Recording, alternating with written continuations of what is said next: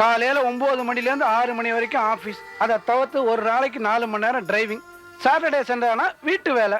சோம்பேறித்தனத்தெல்லாம் இந்தியாவிலேயே மூட்டை கட்டி வச்சுட்டு வந்துட்டேன். சரி, நான் கிளம்பட்டுமா? டியூட்டிக்கு டைம் ஆச்சு. பயங்கர டிராபிக் வேற. பயங்கரமான டிராபிக் தான். ஆனா என்ன சிஸ்டமேட்டிக்கா இருக்கு. கார்ல என்னமோ அணிவகுப்பு மாதிரி போகுது. நம்ம ஊர்லயும் தான் இருக்கே.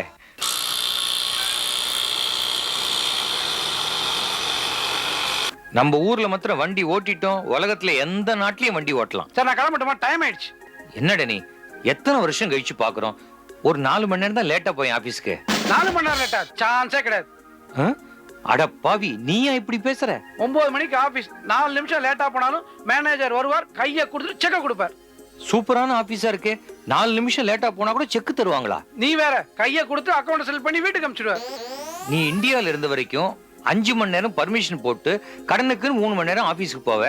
அதுலயும் 1 மணி நேரம் கேண்டீன், 1 மணி நேரம் அரட்டை, 1 மணி நேரம் தூக்கம். அது நம்ம நாடுறா, இந்தியா. அங்க யூனியன்லாம் இருக்கு. யாரும் யாரையும் கேள்வி கேட்க முடியாது. நீ ஒண்ணு பண்ண, தலையில வயிற்று வலின்னு சொல்லி லீவ் போடு. முடியவே முடியாதுப்பா. சிக்கி லீவ் போட்டா சம்பளம் கட் ஆயிடும். இங்க வருஷத்துக்கு 14 நாள் தான் லீவு. நம்ம ஊர்ல வருஷத்துக்கே முழுசா 16 நாள் தான் வேலை செய்யறோம். ஏண்டா, நம்ம ஊர்ல சம்திங் வாங்கியே ஒரு பைக் வாங்கினியே, இங்க எப்படி சம்திங் வாங்கியே கார் வாங்கிட்டியா? லஞ்சமா? இங்க எல்லாம் சின்ன லெவல்ல லஞ்சமே வாங்க முடியாது.